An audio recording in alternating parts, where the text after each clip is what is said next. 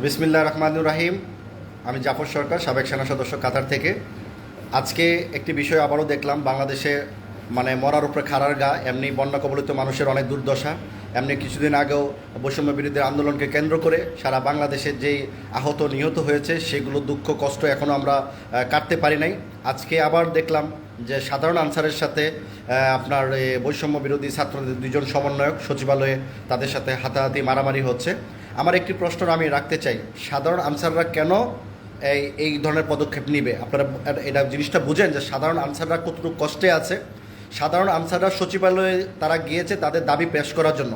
এখানে আমি একটা প্রশ্ন রাখতে চাই, কারণ আমরাও ছাত্র আন্দোলনের সাথে আমরা সমন্বয় ছিলাম, ছাত্র আন্দোলনকে আমরা সমর্থন দিয়েছি, দেশবাসীকে একত্রিত করার জন্য যা যা ভূমিকা পালন করার আমরা তা করেছি।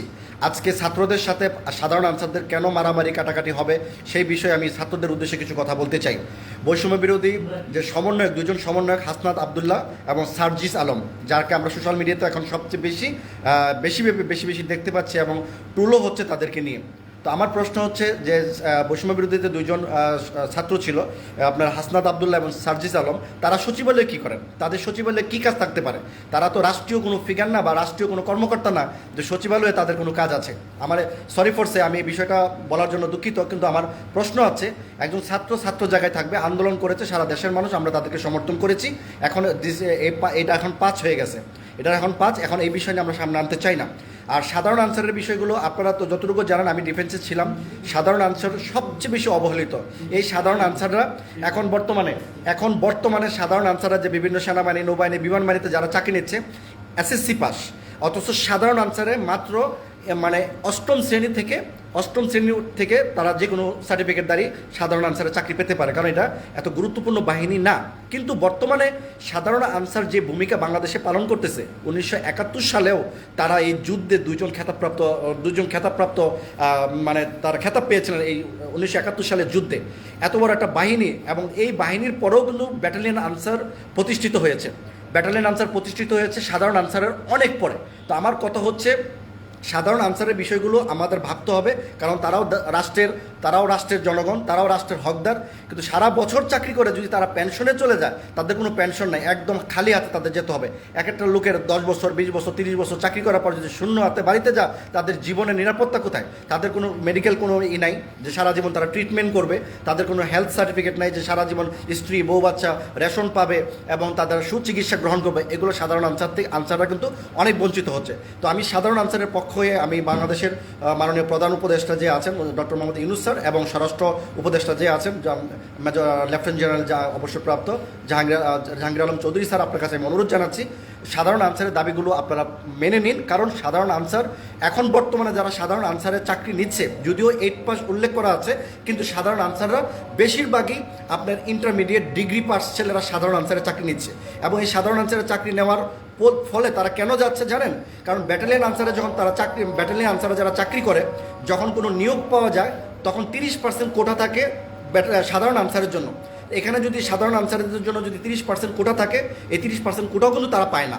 অতএব এখানে 50% কোটা আমরা দাবি করছি, 50% কোটা দেওয়া হোক। এই 50%-এর মধ্যে যদি ব্যাটালিয়ন আনসার কোনো নিয়োগ দেওয়া হয়, সাধারণ আনসার থেকে তারা ট্রান্সফার হবে ওইখানে, এবং তারাও ট্রেনিং প্রাপ্ত, ভারী অস্ত্র দ্বারা ট্রেনিং প্রাপ্ত হয়েছে সাধারণ আনসারগুলো, এবং তারাও বেতন খুবই কম। তাদের সাধারণ ব্যাটালিয়ন আনসার যে সুযোগ সুবিধা পাচ্ছে, আমি চাই সাধারণ আনসারদেরও সেই সুযোগ সুবিধা করা হোক, এবং তাদেরকেও এককালীন একটা পেনশনের সুব্যবস্থা করা হোক। কারণ সাধারণ আনসাররাও অনেক শিক্ষিত। আজকে বাংলাদেশের শিক্ষিত ব্যক্তিদেরকে যদি মূল্যায়ন না করা হয়, তাহলে কবে মূল্যায়ন করা হবে? এখন বাংলাদেশ দ্বিতীয়বার স্বাধীন হয়েছে, তাই সকলের বিষয়গুলো এভাবে আমাদের ভাবতে হবে।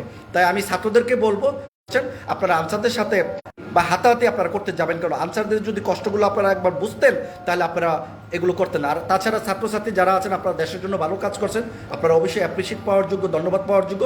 কিন্তু আপনারা এমন কোনো কিছু করবেন না দেশের মানুষের কাছে আপনারা আবার হয়ে যান, ছোট হয়ে যান, আবার প্রতিবাদের মুখে আপনারা পড়েন, তাহলে আপনাদের মান সম্মান তো আর কিছুই থাকবে না। কারণ এত কষ্ট করে আপনারা দেশটাকে এগিয়ে নিয়ে গেছেন, ট্রাফিকের কাজ করতেছেন, তো এই সম্মানটা আপনারা ধরে রাখুন। কারণ সাধারণ আনসাররা যে অবহেলিত আছে, তাদের যে সেনা কর্মকর্তারা আছেন বা বিভিন্ন আপনার আনসারের যে কর্মকর্তারা আছেন, তারা কিন্তু অনেক অবহেলিত। তারা সময় মতো অনেক কিছু থেকে তারা বঞ্চিত হয়, এবং বৎসরে তারা 3 মাস ছুটি পায়। 3 মাস তাদেরকে বাধ্যতামূলক ছুটি পাঠানো হয়, এবং ছুটি পাঠানোর পরে তাদেরকে ওই বেতনও পর্যন্ত দেওয়া হয় না, এবং ওই 3 মাস পার হওয়ার পরও তারা যে আবার যে রিজয়েন করবে সেটারও সুযোগ তারা পায় না। আবার জেলা কমান্ড্যান্টের কাছে চাইতে হয়, ওইখানে ঘুষ দিতে হয়, পিসিকে ঘুষ দিতে হয়, আপনার এপিসিকে ঘুষ দিতে হয়, ছুটি আসতে গেলে ঘুষ দিতে হয়, আবার ছুটি নিতে গেলেও ঘুষ দিতে হয়। মানে অল্প টাকা বেতনের চাকরি করে সাধারণ আনসাররা যেই সব মানে অত্যাচার মানে নিপীড়ন সহ্য করছে, এটা আসলে অন্যান্য বাহিনী তা করছে না, এই জন্য অন্যান্য বাহিনীগুলো বুঝতে চায় না। তো আমি একজন সেনাবাহিনীর সদস্য ছিলাম, সে বিষয়ে আমি তাদের বিষয়গুলো আমি খুব কাছ থেকে দেখেছি, খুব ভালোভাবে দেখেছি। আজকালে সাধারণ আনসারের ছেলেরা সবগুলা ম্যাক্সিমাম 80% ছেলেরা শিক্ষিত, এবং যারা ব্যাটালিয়ন আনসারে সেনাবাহিনীতে যেরকম শিক্ষিত ছেলে যাচ্ছে, ঠিক সাধারণ আনসারও কিন্তু শিক্ষিত আছে। তাই আমি বলবো যে 50% দিয়ে কোঠা দিয়ে ব্যাটালিয়ন আনসারে কোনো নিয়োগ হলে 50% দিয়ে যেন তারা ব্যাটালিয়ন আনসারে জয়েন করতে পারে, অথবা 50% কোঠা দিয়ে যদি তাদের বয়স সীমা থাকে তাহলে ফায়ার ডিফেন্স, বিজিপি, সেনাবাহিনী, নৌবাহিনী, বিমান বাহিনী, তারা যেন ওইখান থেকে ভ্যাকান্সি অনুযায়ী তারা যেন সরকারি চাকরিটা পায়, কারণ তারা ট্রেনিং প্রাপ্ত, তারা শিক্ষিত ছেলে, যেন তাদের বিষয় যেন করা হয়। এবং সাধারণ আনসারের বিষয়গুলো যারা এই পর্যন্ত জেলা কমান্ড্যান্ট, তারা 3 বছরের পর ছুটি, যে 2 বছর প্রতি বছর যে একটা ছুটির থাকে 3 বছর বাধ্যতামূলক রুমে বসতে হয়, যদি রুমে বসাইতে হয় তাহলে তাদেরকে সেই 3 মাসের বেতন সহ তাদেরকে প্রদান করতে হবে। এটা রাষ্ট্রের কাছে আমার দাবি জানাচ্ছি, কারণ রাষ্ট্রে অনেক সোর্স আছে বিভিন্ন জায়গায় টাকা পয়সা পে করার মতো।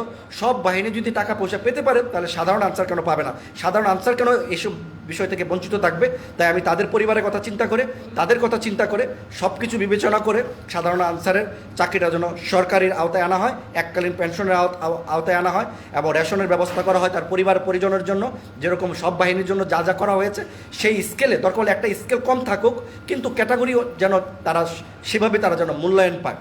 আর আমি এটাই জানাই যে সাধারণ আনসার ভাইয়েরা, আপনারা ছাত্রদের সাথে কোনো ঝগড়া বিবাদে লিপ্ত হবেন না, কারণ আপনারা ছাত্রদের লেভেলটা আপনারা, কারণ আপনারা ছাত্র পেরিয়ে এখন দেশের অভিভাবক, একজন ফ্যামিলির অভিভাবক এবং দেশের রক্ষক হিসাবে এখন আপনারা নিয়োজিত হয়ে গেছেন।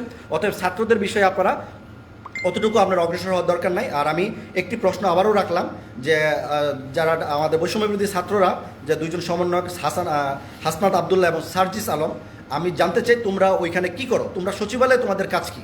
তোমাদের রাজনীতি বা তোমাদের আন্দোলন সংগ্রাম শেষ হয়ে গেছে, আমরা সাপোর্ট দিয়েছি, এখন তোমাদের কোনো সচিবালয়ে কোনো ঘোরাঘুরির কোনো প্রয়োজন নেই। আমরা 2জন ছাত্রকে উপদেষ্টা হিসাবে বানানো হয়েছে, নাহিদ এবং আপনার আরেকজন যে আসিফ, 2জনকে বানানো হয়েছে। এখন তারাই সমস্ত কিছু দিক নির্দেশনা দেবে, ছাত্রদের ভবিষ্যৎ, ছাত্রদের ভালো মন্দ, লেখাপড়া কীভাবে উন্নয়ন করা যায়, তারা এই বিষয়গুলো দেখবে। তো আমি চাই অতি উৎসাহিত হয়ে যেন কোনো ছাত্রছাত্রীরা যেন কোনো মানে অ্যাডভান্স হিসাবে কোনো কিছু না করে, তাই আমি বিনীতভাবে অনুরোধ জানাচ্ছি। আর বাংলাদেশে আমি আবারও বলছি, মাননীয় প্রধান উপদেষ্টা এবং স্বরাষ্ট্র উপদেষ্টা এবং আনসারের যে ডিজি প্রধান আছেন, আমি বিনীতভাবে অনুরোধ জানাচ্ছি সাধারণ আনসারের বিষয়গুলো আপনারা এড়িয়ে যাবেন না। তাদের সুখ দুঃখগুলো আপনারা মানে সুখ দুঃখগুলো আপনারা সাকসেস যেন হয় সেরকম একটা প্ল্যানিং আপনারা করেন, এবং তারা যেন অবহেলিত না হয়। তারাও আমাদের দেশের সন্তান, আর তাদের টাকাগুলো আমরা বিশ্বের থেকে কোনো দান খরচ মানে ভিক্ষা করে আনতে হবে না। তারা আমাদের দেশের আয়ের থেকে, আমাদের দেশের ইনকামের থেকে তাদেরকে দেওয়া হবে, আর দেওয়া হচ্ছে আমাদের দেশের নাগরিককে। সাধারণ আনসার আমাদের দেশের নাগরিক, তাদের জন্য আমাদের একটা দায়িত্ব আছে, তারা যেন পরিবারের দায়িত্ব রাষ্ট্রের আছে।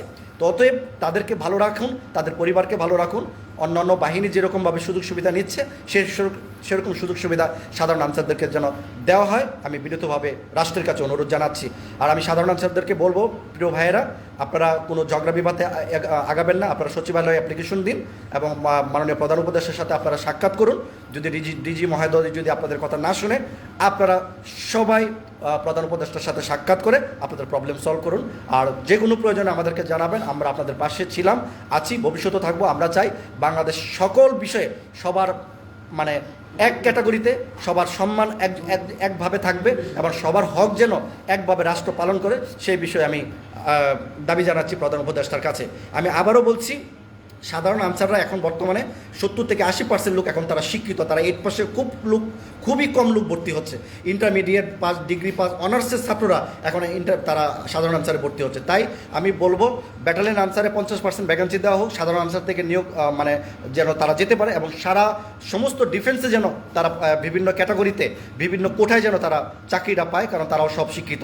তো নতুন করে আবার লোক নিতে গেলে আবার ট্রেনিং করাতে হবে, সরকারে অনেক খরচ হবে। তাই সাধারণ আনসাররা তারা ট্রেনিং প্রাপ্ত, ভারী অস্ত্র তারা চালাতে পারে, এবং বাংলাদেশের গুরুত্বপূর্ণ স্থানে আমাদের সাধারণ আনসাররা দায়িত্ব পালন করছে। এয়ারপোর্ট, মন্ত্রীদের বাসায়, এমপিদের বাসায়, পাসপোর্টের অফিস এবং বিভিন্ন সরকারি দপ্তরে প্রায় আপনার 4-5 হাজার লোক, মানে কি বলবো, অনেক হাজার হাজার লোক তারা চাকরি করতেছে এই পর্যন্ত। তাই আমি বিশেষভাবে অনুরোধ জানাচ্ছি বাংলাদেশ সরকারের কাছে, যারা দায়িত্বপ্রাপ্ত হয়েছেন, সাধারণ আনসারের বিষয়গুলো দ্রুত সমাধান করে তাদেরকে সরকারের আওতায় এনে, একটি মানে সরকারের পেনশনের আওতায় এনে, তাদের মেডিকেলের আওতায় এনে, এবং তারা যেন পরিবারগুলো যেন রেশন পায়, সব কিছু আওতায় এনে দেশটাকে একটু সুন্দর সুন্দর শৃঙ্খলভাবে চলার মতো সুযোগ করে দিন, যেন আনসাররা যেন তাদের দাবিগুলো তারা মানে যারা যে দাবি করেছে তারা সেই দাবিগুলো যেন বুক করতে পারে, সাধারণ আনসারও যেন দেশের মধ্যে বুক ফুলিয়ে রাষ্ট্রের জন্য তারা সুন্দরভাবে কাজ করতে পারে। ধন্যবাদ সবাইকে, পাশে থাকবেন এবং আনসারের জন্য শুভকামনা রইল, তারা যেন আগামীতে আরও ভালো কিছু উপভোগ করতে পারেন সে কামনা করছি।